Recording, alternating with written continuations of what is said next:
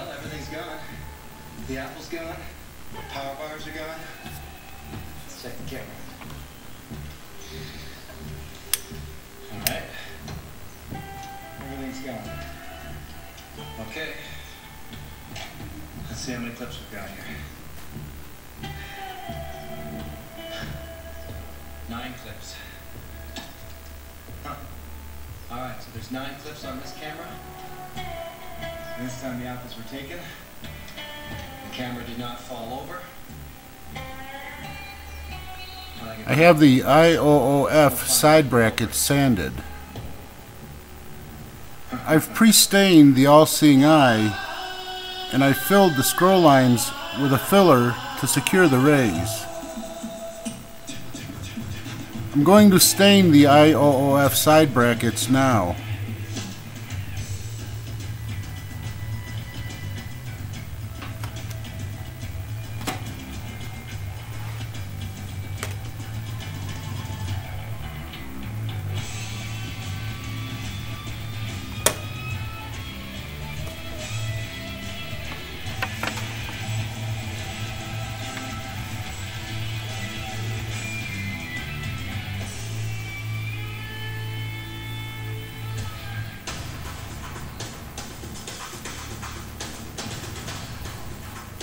This is British Columbia, a stunning landscape in western Canada.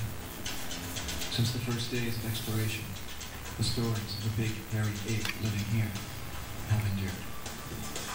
They're not considered a myth by the local residents. Lots of jokes can be made about the Loch Ness Monster, unicorns, and even O.O.F. But no one ever jokes about their encounter with Bigfoot. So why do I see cancers about Sasquatch? Why not just stick to surviving? I have no claim of seeing anything. So why research a myth? Well, all myths are rooted in some kind of meaning. I'm not a Bigfoot researcher. I'm not even really a Sasquatch enthusiast. I'm just an outdoor adventurer, a survival instructor, and I've had my own experiences that have left me with questions. And I want to try and get the answers to those questions. But along the way, I've been asked a lot of questions now. Why didn't you do this? Why didn't you do that? Why don't you have cameras up on the apples? Why don't you have other cameras buried? Why don't you use this scent or that? All right, well, that's what I'm doing. It's going for broke. It's, as I call it, the shotgun approach. Let's put everything out there and see what we get. The skeptics and the advocates alike must be willing to look at whatever evidence exists without blinders on. They must be willing to accept, if found to be indisputable, certain pieces of evidence as fact. Of course, it's just what those facts are now.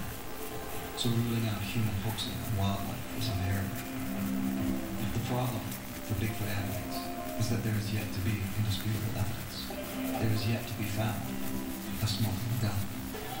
The problem for the skeptic is that the eyewitness accounts are increasing every year.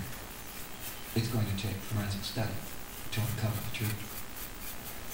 What I really want to try this time is sort of going for broke. And so I'm going to start by putting the camera right in here and have it pointing out. All right, let's get started. That's really nothing but a lens. It doesn't make any sound, that's the beauty of it, but it also doesn't record anything. It's got to be tethered to a recording unit. And I've got to bury that because it makes sound. Eliminating all sounds and lights on hidden cameras will go a long way towards achieving a successful stealth approach. Okay, so this is real simple. It's set on motion detect, so it will not record unless something moves in front of it. And it can record at night in the dark. It'll switch to infrared light on its own because it's got little sensors.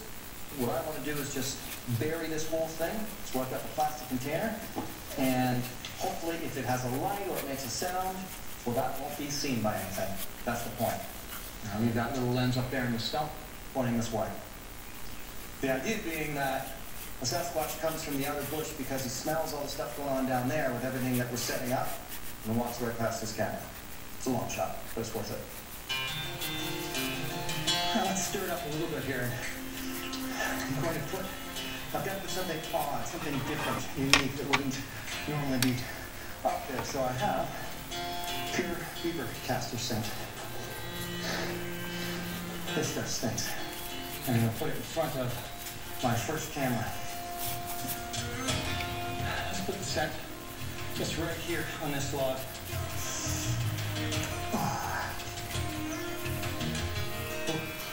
Yeah, it's pungent. Okay. Let's put a little bit of this side. Anything living here will be used to the smells. So the idea is to change things up a bit and promote some curiosity. Yeah. Got it all over my fingers. Alright. So let's stake up the place a bit. Let's see if it gets any reaction from me. Bigfoot filmmaker Doug Hychik and I discussed this confuse and conquer idea. We'll set up nearly 30 different stations, including pheromone chips, audio recorders, various cameras, food as bait, DNA collection traps. But will all this be enough to capture an image of something reported to be the most elusive being of all time? Well, here's the thought. Pheromone chip as some sort of strange and crazy attractant. The apple as a kind of offering or bait. Musical instrument just because. Just, you never know. Maybe someone will play with it. Who knows? I have no idea. Down below, I've got the audio recorder buried in the ground. And then one step below that, I've got a DNA trap. This is really about confusion here. One thing I've avoided here is using an IR camera, a camera with an infrared light. So there's no constant beam or anything like that. And I don't know, will the apple actually bring something in? Will a pheromone chip drive something crazy? When it gets here, whatever it might be it deer or elk or bear, will it knock the musical instruments? I don't know, but I've got a recording device catching whatever sound is going to happen here, but no camera. However, I've got a DNA trap just set below here, so if anything is going to happen to step on that area, I'll get some DNA. But what's it going to take to convince anyone? DNA from an unknown primate species has already been gathered in Washington State and largely ignored. Yeah, so we're perfect. Perhaps a combination of gathered evidence can be scrutinized scientifically. So for this station, I've done quite a number of things. Got the apple, pheromone chip, and this time I set up a camera. Hopefully, if something does get excited over either the apple or the pheromone chip, the camera will catch it this time. There's an absence of proven consistent methods, so I'm setting each station up a little different from the last. A camera here, an audio recorder there, with bait, without bait. Something's got to work. Each time, what I really want to do is just get a little bit closer to something authentic, something that just might work. At the very least, if it brings in a wolf or a fox or a grizzly, then I know it's working. And this was one of those times where I'm taking the next step. Let's see. How he likes this little guy.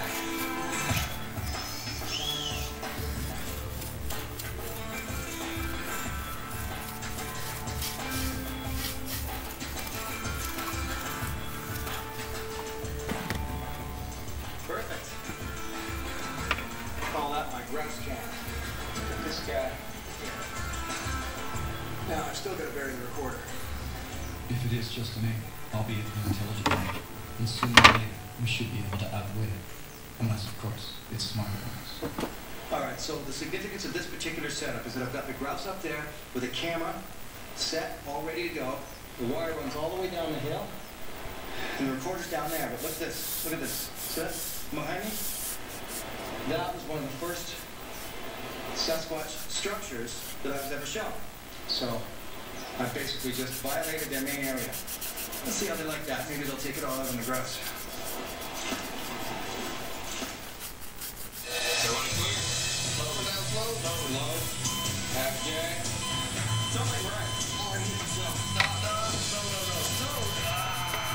You stick around to the new time, Monday at 9 on Discovery, and catch up on demand. Do you give me the ketchup, please?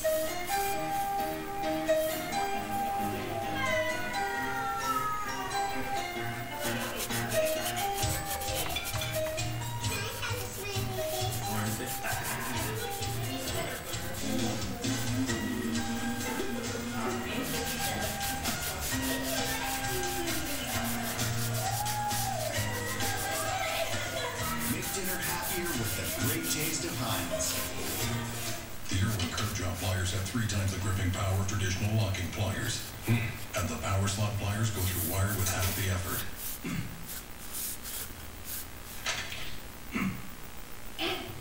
Irwin Poison pliers. I'm not perfect. No surprise there. But for 60 years, I've aged my bourbon in barrels with the deepest jar. What's the true rich flavor you want? Wild turkey, bottled, but never tamed. Building a greenhouse on a hill wasn't the best decision we ever made, but I did get one thing right. Introducing the hill climbing power of the new Toro all-wheel drive mower. Toro, count on it. Get Edelbrock equipped. Purchase any new Edelbrock air gap or RPM intake manifold and get a free t-shirt and fender cover. Offer valid from April 1st to May 31st. Visit Edelbrock.com/promo today for full details. I need to promote my new business and do it on budget. I can make that happen. Business cards? Business cards, brochures, banners, Pens? pens, magnets, luggage tags, bumper stickers. How about foam fingers like these? Make on budget happen, make self-promotion happen. Staples, make more happen.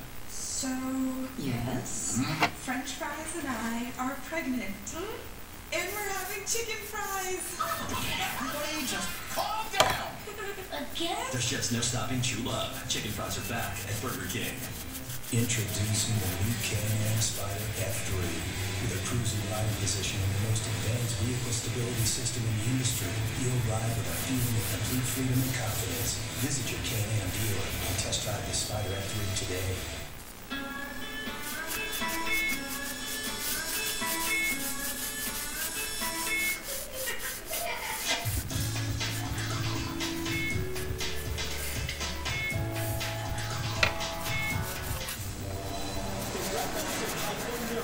Are going to produce this powerful storm in the Bering Sea.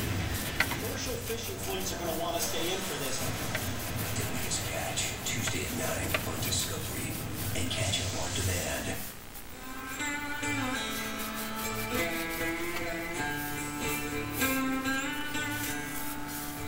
It's vital for me to gather all the evidence in the area if I can. Even if I think I already know what it is or isn't. And casting traps is a big part of Sasquatch researchers' methodology. All this is here is hairspray. Helps to lock things in place there. Hydrocal is an inexpensive and easy substance to work with for casting traps. Did that for a few hours, we're good to go.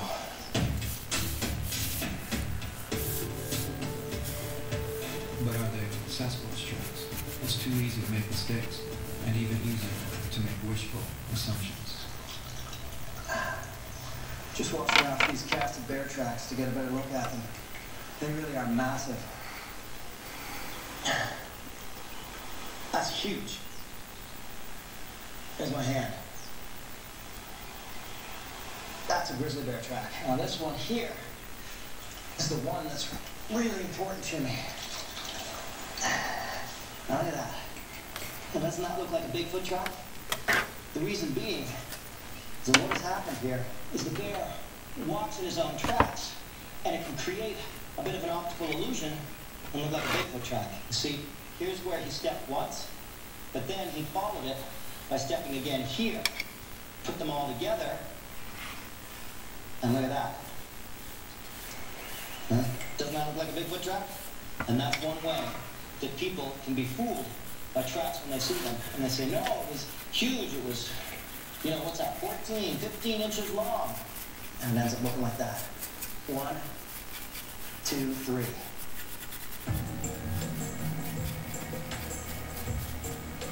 It's part of my job to push the Bigfoot enthusiasts and researchers out of their own comfort zones. For years, most of them have sat on what they believe and claim to be real evidence and proof of the existence of Bigfoot. And though I enter their areas of research with respect for their methods, I bring with me my own set of challenges to their notions. Todd Stanley, considered to be one of the most controversial researchers in the field of study, has no issue with accepting any challenge I throw at him, including returning to places of terror. Todd and I are just heading out into the bush here. Spend some time in an area that Todd is no stranger to. That's a spot where he had one of his most significant and horrifying experiences heading out to the rock where he was surrounded by Sasquatch, and all he had really was a little camera and some flares. And he hasn't been back there since.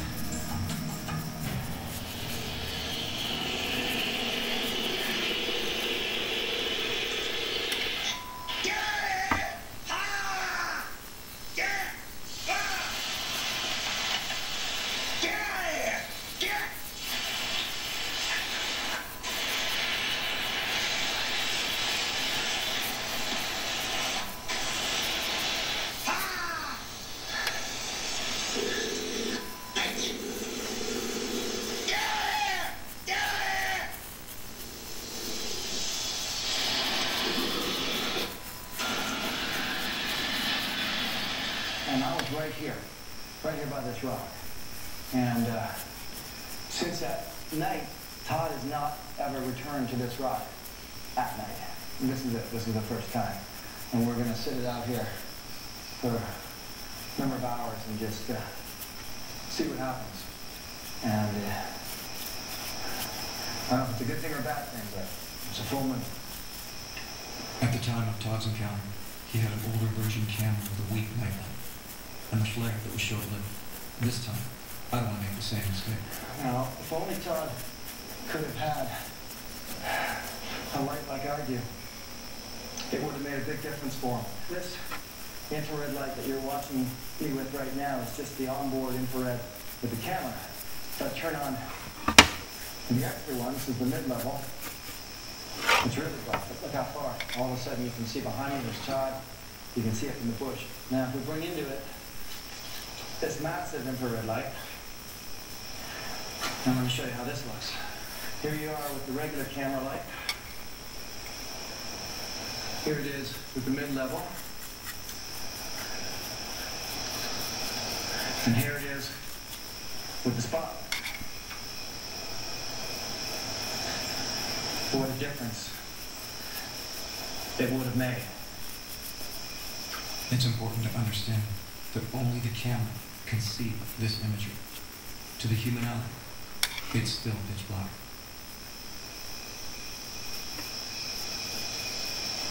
Now, it's argued in some circles that certain creatures, potentially Sasquatch, can see the infrared lights.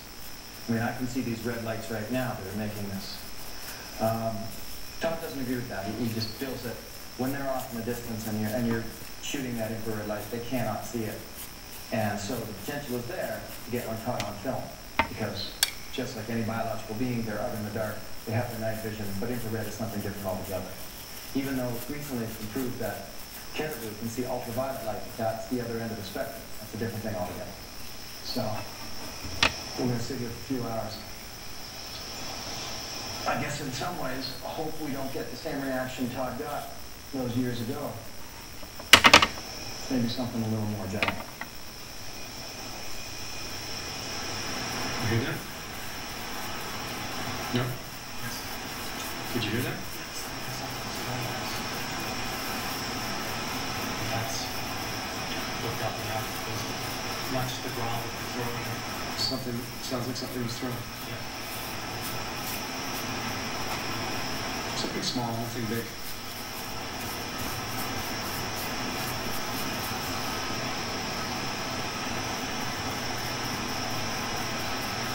There's another one. Yeah, I heard it too. Definitely, that's something was thrown.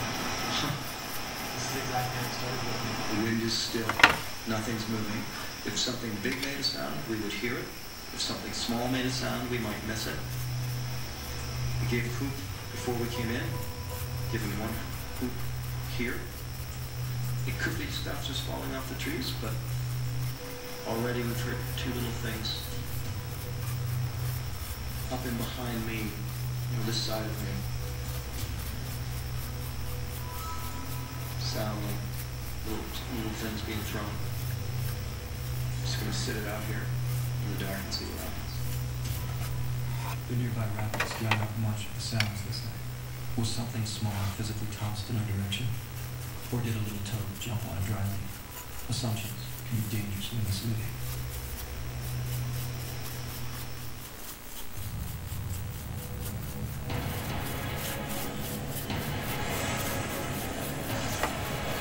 Around the world, around the clock, in defense of all we hold dear back home, America's Navy.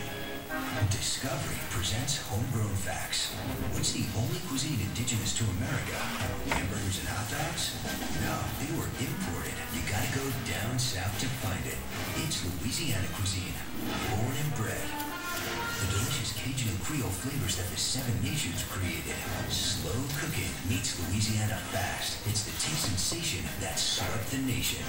Brought to you by Popeye's $5 Bonafide Big Box. This is a meal. My idea of a $5 deal is 2 pieces of my Popeye's Bonafide chicken, 2 sides, and a biscuit. I call it my $5 Bonafide Big Box. Okay, it's not that big, but it's big. Love that chicken from Popeyes. Going from a size 83 to a size 1. With Wither Away. Eat whatever you want, whenever you want. Spray on foamy gun and watch it. Are you ashamed of your car? Say goodbye to those lonely days forever. Brand spanking new car restore. In a world full of gimmicks and overpromises, aren't you glad some things just work? McGuire's Perfect Clarity Headlight Restoration Kit. Simply clean, then coat for clarity that lasts up to a year. 2 steps that just work. I am never getting married. We're never having kids. You're never moving to the suburbs. We're never having another kid. I'm pregnant.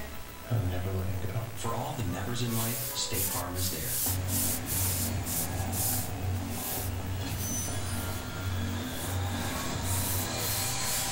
The most unathletic guy in the world. I don't have any respect for man. I've never seen 2 human beings who do not like each other more than you two.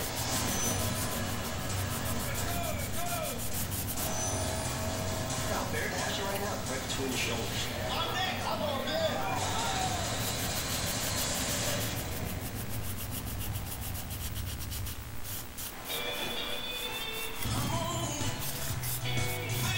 In the journey to the NFL, all roads lead through Chicago. The 2015 NFL Draft returns to the Windy City. Live and inside access. Chi-Town is Draft Town. The 2015 NFL Draft, live from Chicago, starts tomorrow at 8 p.m. Eastern on NFL Network. Everybody clear? Low, down slow, low. Half jack. Something right. Or hit yourself. No. This week arrives at a new time, Monday at 9 on Discovery, and catch up on demand.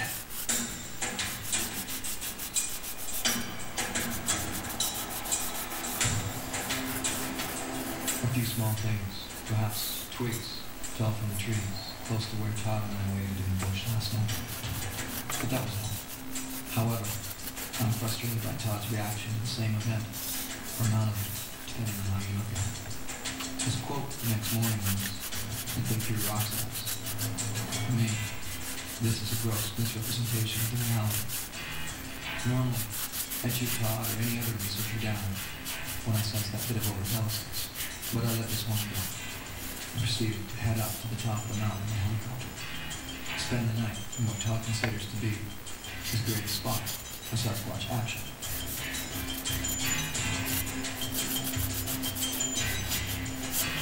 The true ruggedness of the mountains are wearing down. We can't find the same spot to land the helicopter, so we have to move to Plan B and climb.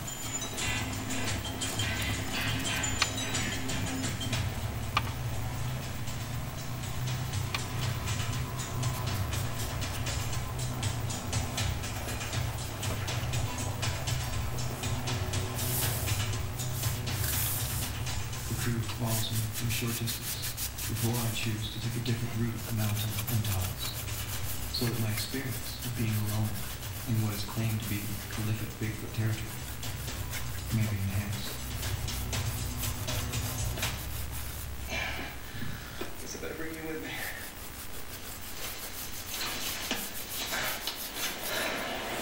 There is no traveling fast in the wilderness, especially straight uphill. The best thing is to think like an animal. Move slow. Just lumber along. Break often. Keep a nice, even, slow pace. And that way, if you do need to get out of something fast later, you don't have to rely just on adrenaline. You have adrenaline and some reserve strength.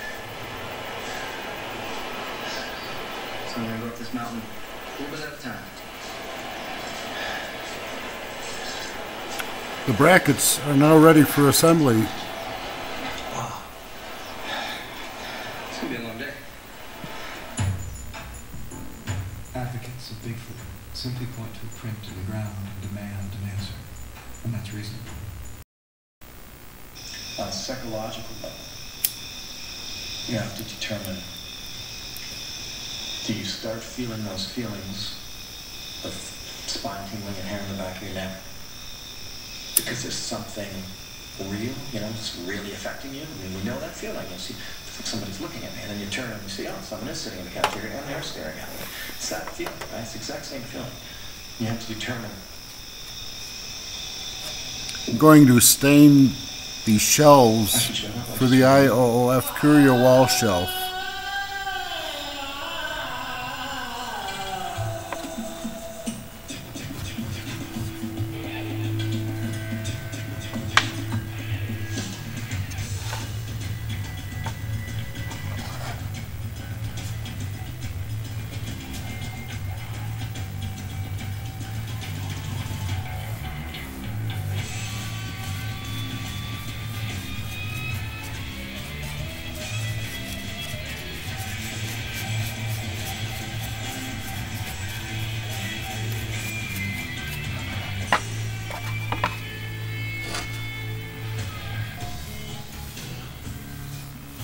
These are the Smoky Mountains of Tennessee.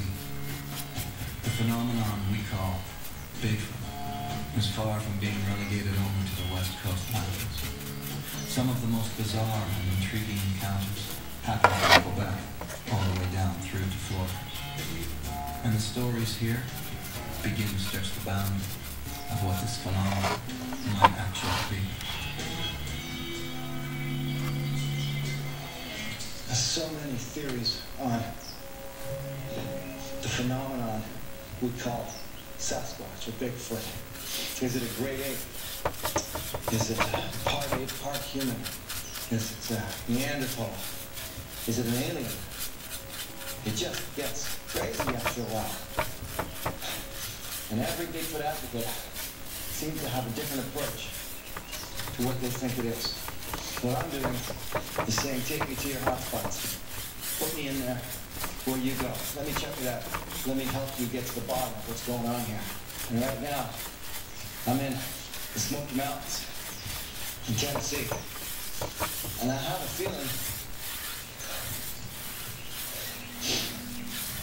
this could get weird. This is Scott Carter.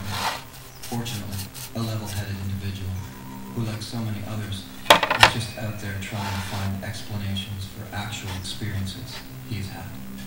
And since I myself refuse to be the poster boy for any one perspective, I'm here with him, with my eyes and my ears open to whatever may reveal itself in my search for truth to an elusive phenomenon, be it ape or alien. Something's going on out here. And right in this hall up here. No. I need a place to follow each other. You're standing right here. What time was it? It was in the afternoon, like 3 o'clock.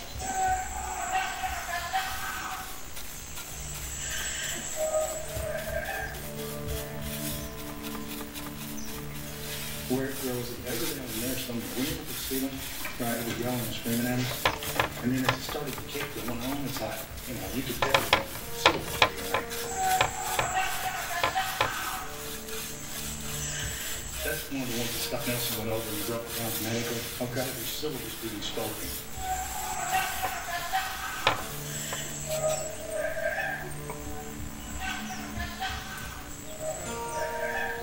See, we thought it was just one.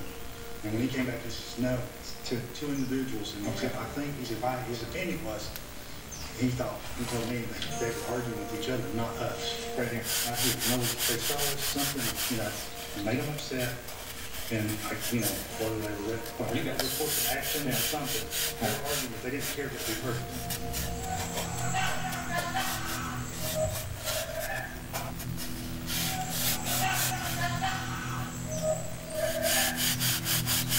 See the trees falling, pushed again, back to fast. In the bushes, out here on Scott's backwards-facing camera, is what he claims to be a face. Of what? No one knows. And Scott is the first one to bring up the term pareidoia, the human phenomenon of seeing a face in everything, an attribute we have that scientists believe originates from our instinct to protect ourselves from predators.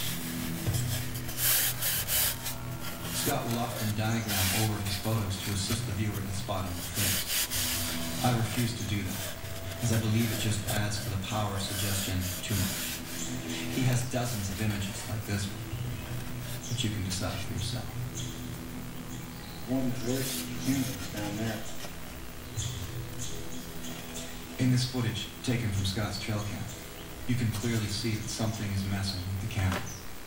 The perplexing image does not seem entirely like it's a bear, although there are many black bears in this area. And Scott is convinced that whatever it was, it licked the camera, and then finally abandoned it. Scott comes by his interest honestly. He has simply heard things and seen things he can't explain through known wildlife biology, and he's not afraid to go out into the woods to find answers. He puts up as many trail cams as he can, and the only reaction I have to this footage is that I agree it seems a little odd to be considered a bear. But it's no smoking gun as far as evidence of Bigfoot is concerned.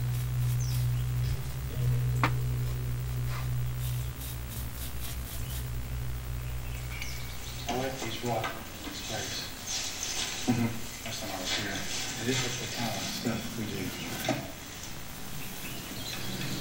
Okay, so you're saying last time you were here, show me how you had it.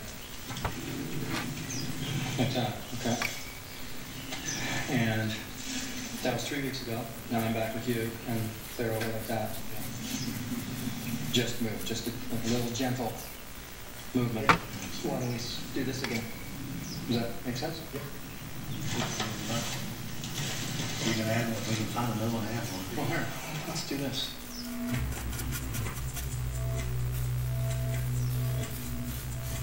When Scott and other researchers put out large formations of colored beads, more gift-like material rather than food, they begin to rule out most, if not all, animals. There aren't a lot of bears that come along and simply rearrange a little line of stones, especially consistently, and even rearrange the design. Scott seems to have his most success with this method. Of course, this does not rule out human housing, but you gotta be out here to get it. Most of these researchers do this kind of experimentation well off the beaten path, where no humans go. Scott has brought a spirituality theory into it that I've never encountered before. You see my electricity stick? I had that in the form of a cross. Show me how you have it set up. This is how it was supposed to have been originally. Can't get in there.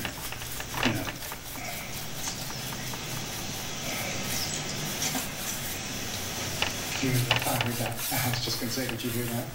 Oh, yeah. Congratulations. Thank you. And what do you do in a situation like this? Do you move back? Do you just let it be? Yeah. All right, now the crows have been doing their thing, but that's how I had it. Went here 2 weeks ago.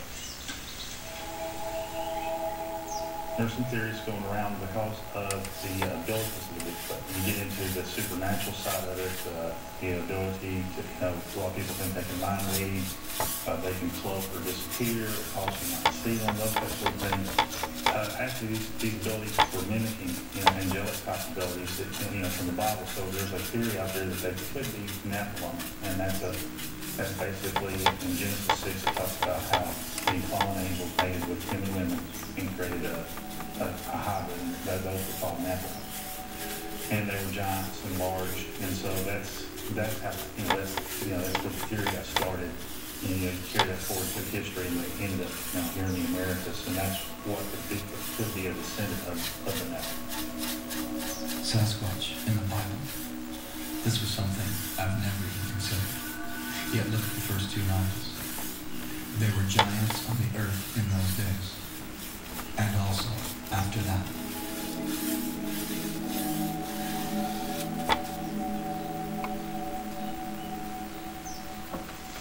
So what you got here is a situation where Scott has left certain markings, no real rhyme or reason, just because, let's just see. Rocks on a log, but they're spaced evenly. And he was here 3 weeks ago. We come back, and one of the rocks, or two of the rocks, moved, you know, in a different pattern. But he also put this cross up in the tree, and specifically, he's researching all the different aspects of the possibilities here, including biblical aspects and so on, paranormal, spiritual, what have you. And here we've got, you know, he's put this cross in the tree, using electrical tape, you know, looking like a traditional cross. We come in here now, 3 weeks later. Not only is it taken apart, but both branches are turned upside down and shoved into the stump. So that's creepy. That's the only reaction I have to that is that's creepy. The weapons that I don't know are the huge, powerful storm in the Bering Sea. Commercial fishing fleets are going to want to stay in for this. The biggest catch, Tuesday at 9 on Discovery, and catch up on demand.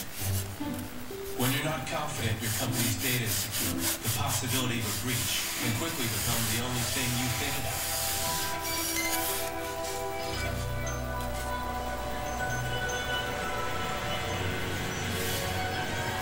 That's where AT&T can help. We monitor our network traffic worldwide, so we see things others can't, mitigating risks across your business, leaving you free to focus on what matters most.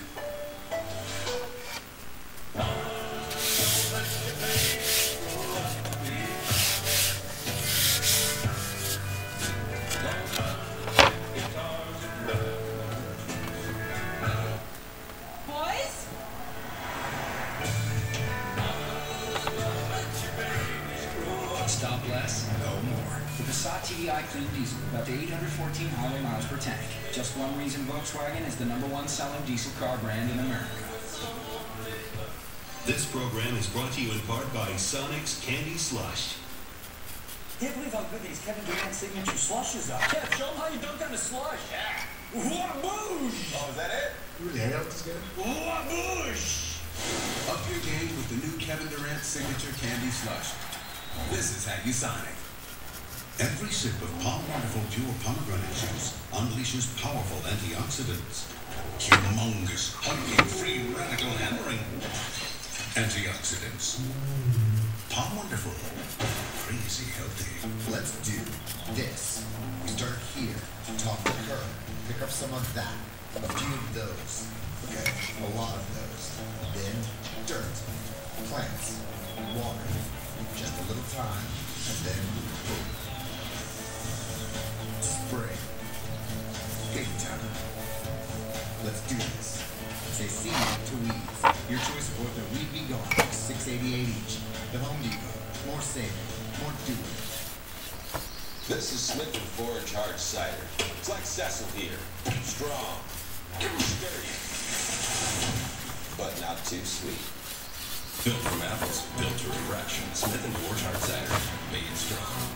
I knew instantly that this was, wow, it's Crest HD. It's amazing. New Crest HD gives you a 6 times healthier mouth and 6 times whiter teeth in just 1 week. It gets practically every detail. That's why it's called HD. Try new Crest Pro Health HD. Our bodies are really feeling it. We're starting to shut down. Nasty. Just gonna get sick. I'm so hungry. All I can think about is food. We're all over everything. These things are relentless.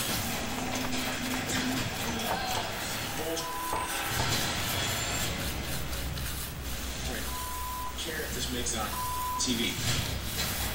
All new Naked and Afraid, 7 to 10 on Discovery. After a few hikes with Scott Carpenter in the Smoky Mountains of Tennessee, I've opted to head out into the trails on my own to see what I can stow. Things happen when I make myself the biggest. I did hear some knocks back there on different things. Could that easily be an hour and a third of acres? Absolutely, that could be. No question about it. The first one was steady suspect, the hoop that I heard. That was the suspect. I was training a little one-off to hear in the middle of the day like that. I'm not hearing others.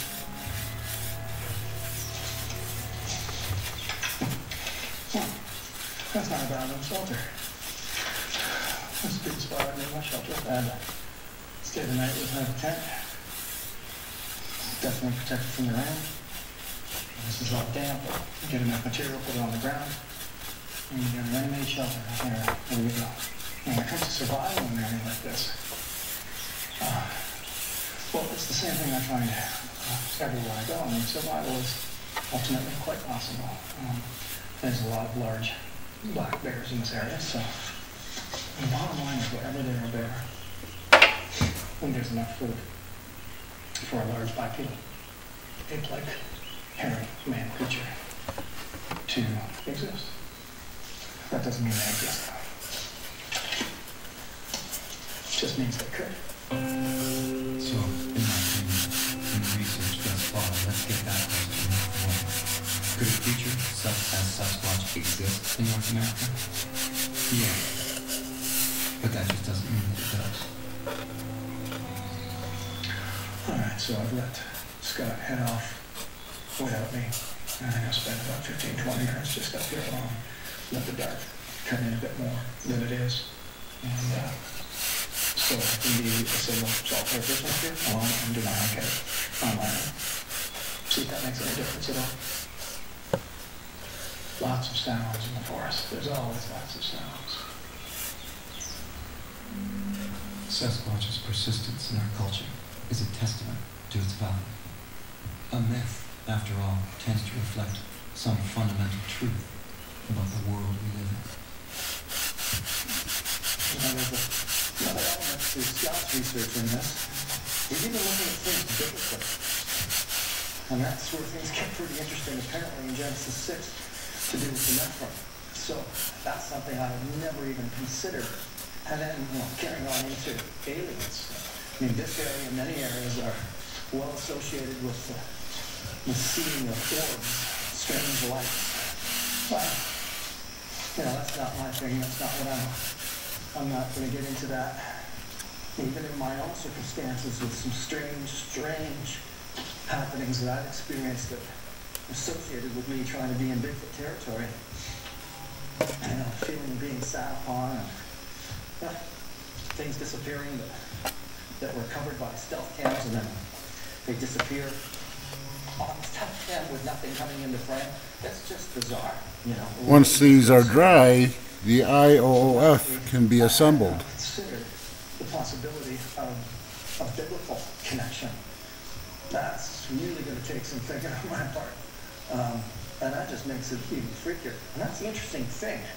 And this is what I've heard from people too, is the more you get into this research of Sasquatch, it just gets weird.